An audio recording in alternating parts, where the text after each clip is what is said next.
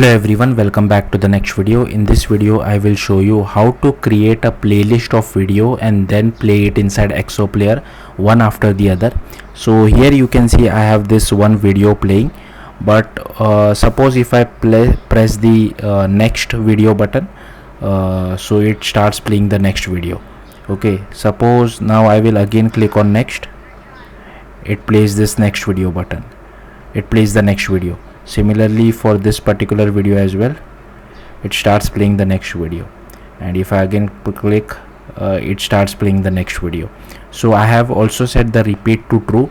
So suppose if you have if you want to play videos subsequently one after the other, you can use this particular feature. So let's see how to do this in native Android application. So it's pretty easy. Firstly, I have created a native Android application. I am using XML layout, but if you want, you can use Jetpack Compose as well.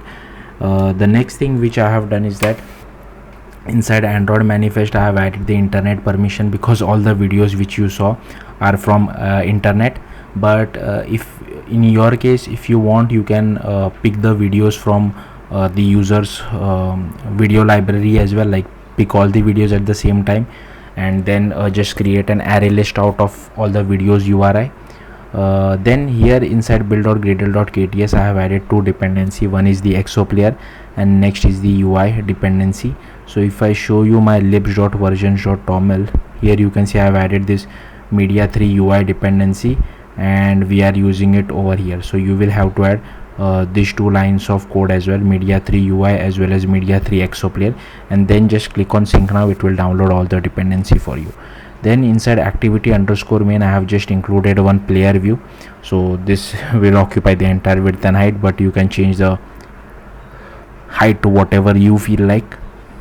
Then inside main activity I have created one player view.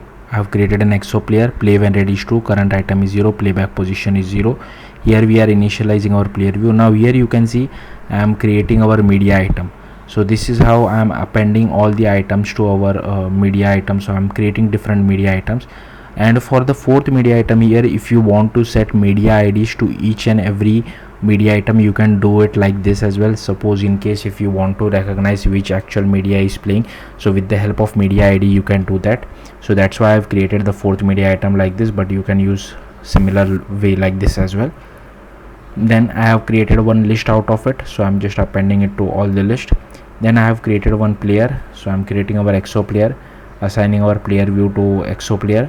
Then here we are setting media items. So ExoPlayer.set media items, new items, reset position I have kept it as true. If you want to clear all the media items, you can use this, but I don't want to clear it, that's why I have commented it out. Then repeat mode I have set it as true. Shuffle mode, repeat mode is repeat mode all. Shuffled mode is I have kept it as true. Play when ready is play when ready, and seek to is current item, playback position, and then we are just preparing our ExoPlayer.